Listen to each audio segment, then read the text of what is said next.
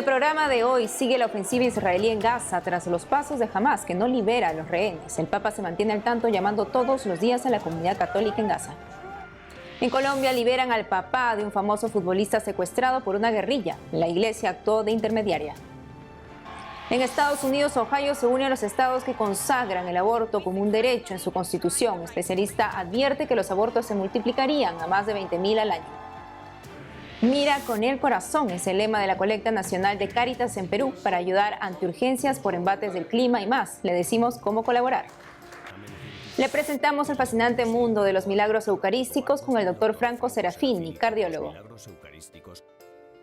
Hola amigos, bienvenidos a su programa con enfoque católico EWTN Noticias. Es un gusto estar con ustedes desde nuestros estudios en Lima, Perú. Yo soy Natalie Paredes, y pronto nos acompañará. Comenzamos las noticias contándoles que continúa la ofensiva militar israelí en Gaza en su objetivo de exterminar a los terroristas de Hamas escondidos en túneles bajo edificaciones de la población civil. Un nuevo bombardeo arrasó la ciudad de Beit Lahilla, al norte de Gaza. La gente buscó sobrevivientes bajo los escombros. Desde Italia, un barco hospital portátil espera llegar en las próximas horas a la costa de Gaza. El presidente de Francia se reunió con otros jefes de Estado para discutir cómo pueden ayudar a los civiles en la franja. Dentro de los rehenes en manos de Hamas hay varios franceses.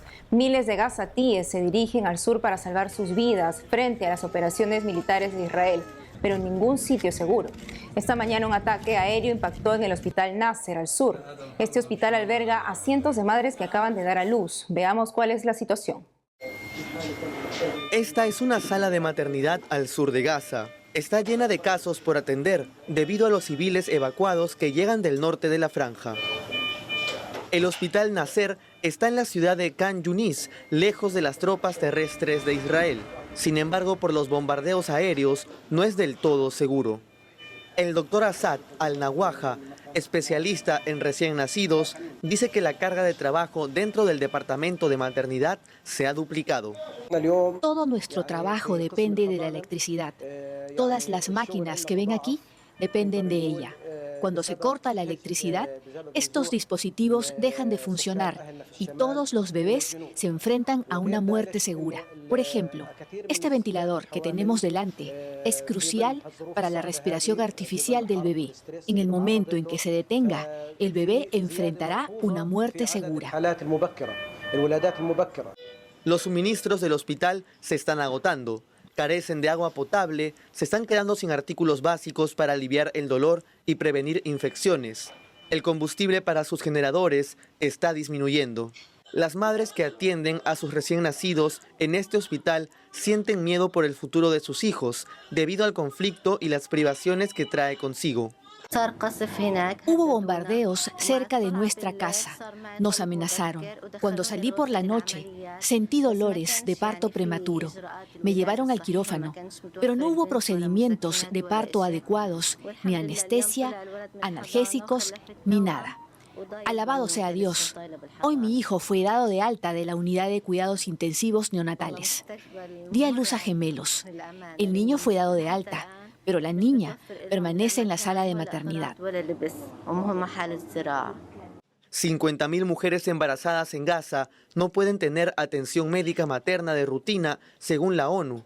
Alrededor de 5.500 bebés nacieron desde el 7 de octubre, en que inició la guerra. Muchas de las madres no tienen un hogar a donde ir. Actualmente vivimos en el hospital. Comemos, bebemos y dormimos aquí. No tenemos ningún otro lugar. Temo por mi hija, como cualquier madre en riesgo en la franja de Gaza. No hay un lugar seguro, no hay lugar para vivir en paz. No hay futuro para los niños de Gaza en medio de esta guerra. Deseo que la guerra termine y que vivamos en paz nuevamente. Debido al miedo y al estrés por la guerra, los nacimientos prematuros en Gaza aumentaron en forma considerable, según Associated Press. En Colombia, tras 12 días secuestrado por parte del grupo guerrillero conocido como ELN, hacia el mediodía de este jueves, Luis Díaz, papá del jugador colombiano del Liverpool de Inglaterra, Luis Díaz, fue liberado. Luis Díaz fue entregado en un punto de una zona conocida como la Serranía de Perijá, entre Colombia y Venezuela, a una delegación humanitaria conformada por la Iglesia Católica y Naciones Unidas. Estuvieron presentes Monseñor Francisco Ceballos, obispo de la diócesis de Riohacha, jurisdicción del secuestro, y Monseñor Héctor Henao, delegado de la Conferencia Episcopal para las Relaciones Iglesia-Estado. Conozcamos esta historia antes de producida la liberación de Luis Díaz. Desde el pasado 28 de octubre, en el departamento de La Guajira, ubicado en una de las fronteras con Venezuela, el grupo insurgente conocido como ELN, con el que actualmente el gobierno del presidente de la República, Gustavo Petro, tiene vigente un proceso de negociación, secuestró al padre del futbolista colombiano del Liverpool de Inglaterra, Luis Díaz, un hecho que ha causado gran preocupación en el país y que se suma a otros casos de retención de los que ha sido responsable esta guerrilla. Ante este hecho, la Iglesia colombiana, que ha desempeñado un rol de mediación en esta negociación, emitió un comunicado rechazando contundentemente el delito del secuestro, pidiendo que prime el principio rector y el valor de la vida y la protección de la misma, así como la liberación del señor Díaz. Durante estos días, la Iglesia ha hecho parte de la comisión de mediación en este caso concreto. El mismo cardenal Luis José Rueda envió un mensaje al respecto. Exigimos la liberación de todos los retenidos. Exigimos la posibilidad de movilización libre de todas las comunidades en los distintos territorios de nuestro país. El obispo de Riohacha, jurisdicción de esta zona donde fue secuestrado el señor Luis Manuel Díaz, y el delegado para las relaciones Iglesia-Estado por parte de la conferencia han estado directamente a cargo de facilitar este proceso en el territorio. Hay que decir que este hecho ha generado una especie de crisis en esa negociación. Han expresado que se trata de un hecho inaceptable. Así nos lo pide el pueblo colombiano, así es el plan de Dios. El Señor quiere que toda persona, todo ser humano pueda vivir en condiciones de libertad y que su dignidad sea respetada plenamente. Y en otras noticias, orar pública y masivamente para pedir a Dios por la paz en otro de los territorios que está siendo más afectados por el conflicto armado y la violencia en Colombia. Plegarias para contrarrestar las armas y los problemas graves que genera el narcotráfico. Este es el propósito que ha inspirado a la Arquidiócesis de Popayán para convocar entre el 24 y el 26 de noviembre en la solemnidad de Cristo Rey una rogativa por la paz. Por primera vez en la ciudad blanca de Colombia, como es conocida Popayán, sacarán en procesión las imágenes de sus patronos, entre ellos el Exeomo, como símbolo de fervor y unión en contra de este flagelo. Será todo un fin de semana de espiritualidad y reflexión bajo este propósito, que culminará en la Catedral Basílica con una solemne Eucaristía que será presidida por el arzobispo de Popayán, quien es además el vicepresidente del episcopado colombiano. Los conflictos distintos al margen de la presencia de los grupos armados, porque hay otros conflictos que tenemos dentro del territorio, nos exigen una respuesta de parte nuestra, y creemos que la oración es un elemento que puede sumar sustancialmente y que construye una pedagogía de la paz que es tarea también de la Iglesia Católica. Popayán es una de las ciudades del país donde más se vive la piedad popular. Sus procesiones de Semana Santa, por ejemplo, fueron inscritas en la lista representativa del Patrimonio Cultural Inmaterial de la Humanidad por la UNESCO desde septiembre del 2009. Por tanto, se espera que este momento sea muy representativo, no solo para el departamento del Cauca, sino para el país entero, en el que se sigue viviendo la violencia. Desde Colombia, Lida Lozada, WTN Noticias. Y en Estados Unidos, los votantes del estado de Ohio aprobaron con el 56% de votos la inclusión del derecho al aborto en la constitución de ese estado. La enmienda cuestión 1 permitiría el aborto desmembrando al bebé, entre otros. Asimismo, las mujeres tendrán derecho a tomar y llevar a cabo sus propias decisiones reproductivas, incluidas, entre otras, anticoncepción, tratamiento de fertilidad y aborto. Para explicarnos más sobre esta polémica decisión para la defensa del niño por nacer, nos habla desde Miami Raiza Rodríguez, presidenta de la Junta Directiva de Heartbeat of Miami. Escuchemos.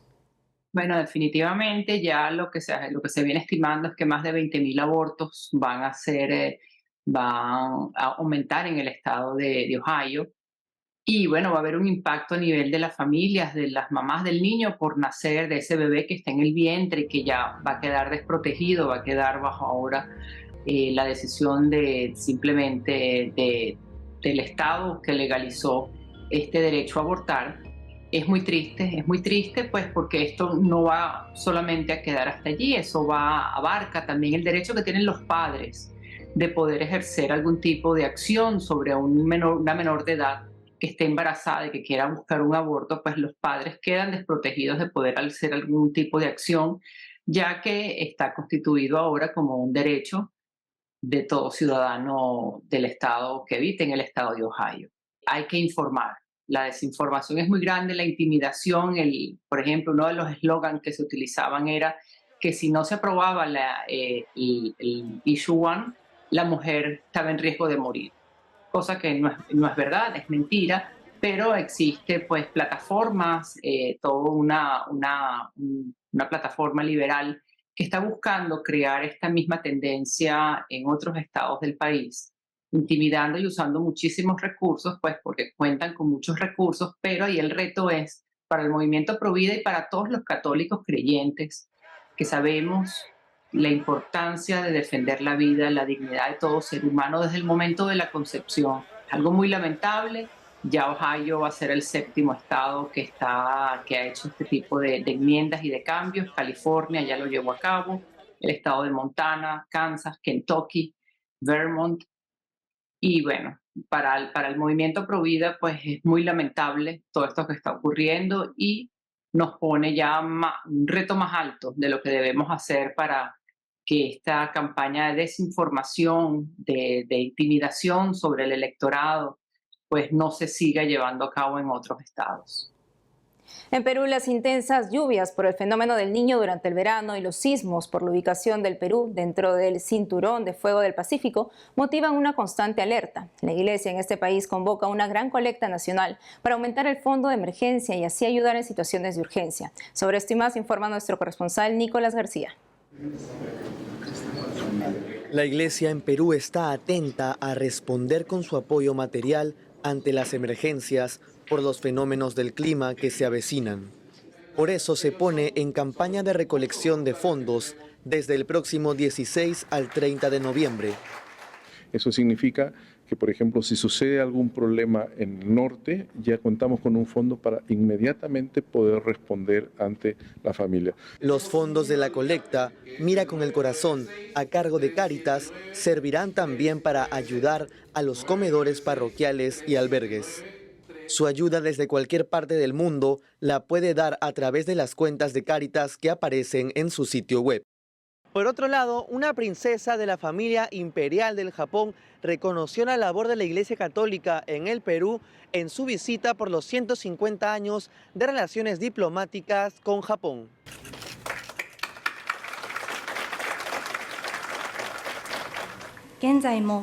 Muchas personas de ascendencia japonesa siguen activas en diversos campos. Creo que los esfuerzos de cada uno de ellos están vinculados a la profundización de las relaciones amistosas entre Japón y el Perú. Quisiera expresar mi más profundo agradecimiento. En Lima, la princesa Kako visitó el Centro de Formación Técnica María Auxiliadora, dirigido por religiosas salesianas. En el centro le dan estudios a mujeres de escasos recursos económicos para que puedan salir adelante. También visitó el Policlínico Emanuel, fundado por el padre Manuel Kato, el primer sacerdote peruano-japonés que hizo mucho favor de los pobres en Perú. En Cusco, vestida elegante y con gran decoro, la princesa Kako visitó la Catedral del Cusco. Fue recibida por Monseñor Richard Alarcón, arzobispo de Cusco. También informó que a fines de noviembre el Perú será sede del Congreso Mundial de Jóvenes de la Comunidad Misionera Shalom. La noche de adoración eucarística será uno de los principales momentos del evento. Ya está confirmada la presencia de jóvenes de Brasil, Argentina, Bolivia, Paraguay, entre otros. Entonces es un congreso mariano, ¿no? Y nosotros entonces vamos con María también ponernos a servicio, ¿no? Apresadamente, apuradamente, para poder servir a los demás. También vamos a conversar un poco sobre la dimensión de la oración a partir de una espiritualidad mariana, ¿no? El congreso se realizará del 24 al 26 de noviembre en el Instituto Juan 23. Para participar, puede inscribirse en las redes sociales de la Comunidad Católica Shalom Perú. Vamos a una pausa y al volver le presentamos el fascinante mundo de los milagros eucarísticos con el doctor Franco Serafini, cardiólogo. Además, hoy se celebra Nuestra Señora de la Almudena, patrona de Madrid, España. Le contamos más. Volvemos con más noticias con Enfoque Católico.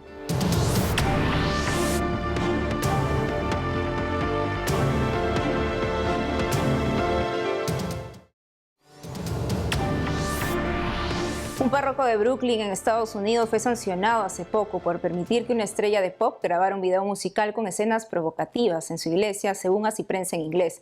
Se trata de Monseñor Jaime Guillantielo, párroco de Nuestra Señora del Monte Carmelo y la Anunciación de la Santísima Virgen María. El 4 de noviembre último, el cuestionado prelado publicó una carta asumiendo toda la responsabilidad. Precisó que no tenía ningún conocimiento del tipo de escenas que se filmarían en el templo.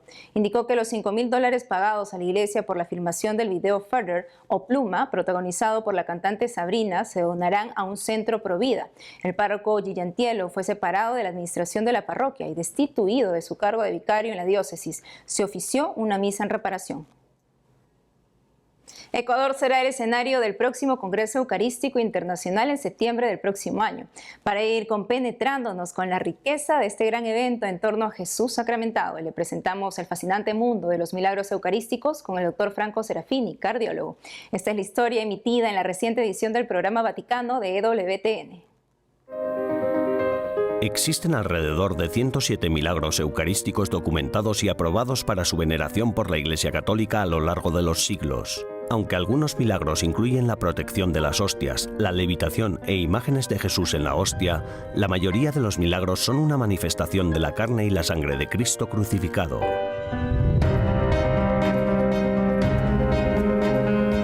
Acompáñenos mientras nos sentamos con el doctor Franco Serafini, cardiólogo de Bolonia, Italia, que ha dedicado su vida a examinar los milagros eucarísticos. En Lanciano lo que sucedió es algo muy lejano en el tiempo. La historia, que es más una leyenda que historia, nos habla de un monje de espiritualidad basiliana que un día, durante el siglo VIII, estaba celebrando la misa, pero dudaba de la verdadera presencia de Jesucristo en el vino y en el pan, y como respuesta a su falta de fe, ocurrió un milagro. En el momento de la consagración, cuando sujetaba la forma en sus manos, el pan se convirtió en carne y el vino en sangre. El interés del doctor Franco Serafini por los milagros eucarísticos comenzó hace unos 8 años. El cardiólogo italiano sabía que se habían examinado científicamente varios milagros eucarísticos, pero no conseguía encontrar ninguna documentación original y, además, consciente de su inmenso potencial apologético, Serafini decidió viajar por el mundo para examinar él mismo algunos de esos milagros. Busqué el documento original disponible en las diócesis de todo el mundo, en América del Sur, en Polonia o aquí en Italia, y también fui personalmente a los lugares para conocer a los testigos y a los médicos que participan en estudios recientes. Entre los muchos lugares que visitó y los milagros que examinó, como los milagros eucarísticos de Buenos Aires, Argentina, Tixtla, México, y Legnica y Sokoika, Polonia, el milagro eucarístico del Lanciano, Italia, sigue siendo el más famoso. Por iniciativa del arzobispo de Lanciano y con la autorización de Roma, los franciscanos de Lanciano decidieron en 1970 someter las reliquias a un examen científico. El estudio se encargó al doctor Odoardo Linoli, jefe del Laboratorio de Análisis Clínicos y Anatomía Patológica del Hospital de Arezzo. En primer lugar, demostró que la carne es tejido miocárdico, es decir, es un fragmento de corazón. Segundo, que la sangre es sangre verdadera. Y tercero, que la carne y la sangre son humanas. En cuarto lugar, que el tipo de sangre que descubrió tanto en la carne como en la sangre misma es del tipo AB, el más raro en los seres humanos. Y en quinto lugar, también descubrió la presencia de proteínas con una relación electroforética similar a la de la sangre fresca. Y 6, que la sangre contaba con presencia de minerales. Lo particular de los milagros eucarísticos es que también suelen tener características científicamente inexplicables e irreproducibles. Por ejemplo, tanto en Tixla, México, como en Sokolska, Polonia, las hostias milagrosas y los tejidos del corazón están inexplicablemente entrelazados a nivel microscópico. Además de estas cualidades únicas, los 5 milagros eucarísticos que el Dr. Serafini examinó de cerca presentan 4 características comunes. Lo que hemos encontrado en todas y cada una de las 5 veces es la presencia de corazón, de tejido miocárdico sufriente. Además contamos con, por supuesto, la sangre. También tenemos el tipo de sangre. Es del grupo sanguíneo AB, el mismo grupo sanguíneo que también se encuentra en la ropa de la pasión, como el sudario. Y también se ha conseguido obtener resultados de ADN, puesto que las pruebas confirman la presencia de ADN. Pero este ADN se comporta de una manera muy extraña, porque es un ADN escurridizo.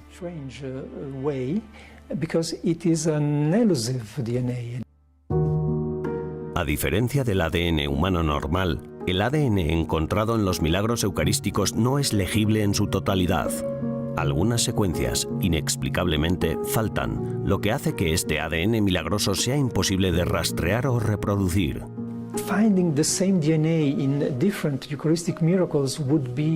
Considero que la hipótesis a este respecto debe ser el hecho de que encontrar el mismo ADN en diferentes milagros eucarísticos sería demasiada confirmación de la autenticidad de la Eucaristía católica. Sería algo demasiado fuerte, algo que aniquilaría, destruiría y humillaría nuestra fe. Es que en la Eucaristía tenemos que creer. No debemos conocer la Eucaristía como un hecho probado y científico.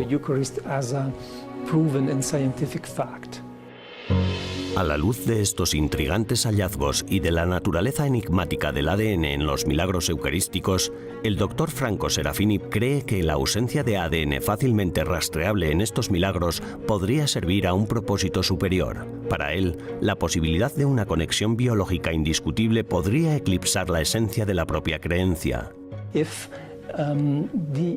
Si el acontecimiento eucarístico es verdadero, eso significa que tenemos una huella biológica que proviene del cuerpo de nuestro Señor Jesucristo, una huella biológica en este mundo.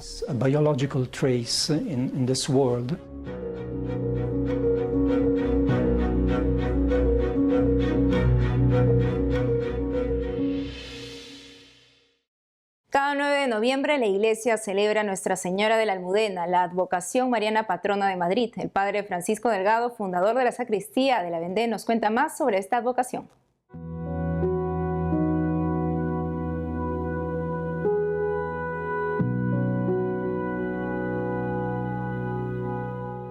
Bueno, la Virgen de la Almudena es uno de los casos en los que en España, después, en la época de la Reconquista, cuando se estaba reconquistando por parte de los cristianos todo el territorio invadido por los árabes musulmanes, iban apareciendo estas vírgenes escondidas en la época de la persecución a los cristianos, en el momento de la invasión, y se encontraba esa presencia de la Virgen María como la señal de que la fe católica volvía a reinar, volvía a ponerse en medio de la sociedad. En el caso de la Virgen de la Almudena, como sabemos, la aparición de la Virgen, el descubrimiento de la imagen de la Virgen, como en otros casos, fue milagroso, durante una procesión que mandó hacer el rey Alfonso VI, buscando precisamente esta imagen que habría sido escondida por los cristianos en la zona de Madrid, que entonces era un pueblo pequeñín, cuando llegaron los árabes, y milagrosamente se cayó un trozo de una muralla y apareció ahí la Virgen de la Almudena. La tradición dice que incluso con las velas con las que había sido guardada encendidas, ¿no? Entonces, esta es la señal de la protección de la Virgen María tan importante en España, que manifiesta la permanencia de la fe. Representa esta firmeza, esta fortaleza sobre la que está fundamentada la fe católica. Por eso los cristianos de Madrid, de España y los de todo el mundo miramos a la Virgen de la Almudena como aquella que nos señala ese triunfo de la fe y esa fortaleza.